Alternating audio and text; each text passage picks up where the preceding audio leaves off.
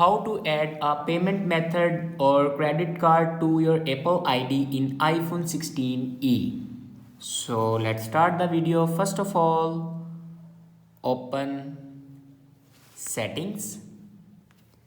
In settings, click on your Apple account and then click on payment and shipping.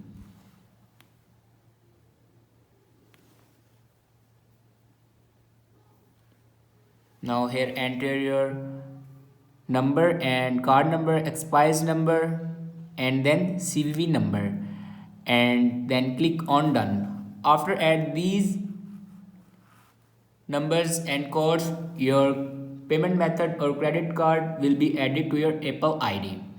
So this is the way to add payment method or credit card to your Apple ID in iPhone 16e. I hope this video is helpful for you. Thanks for watching.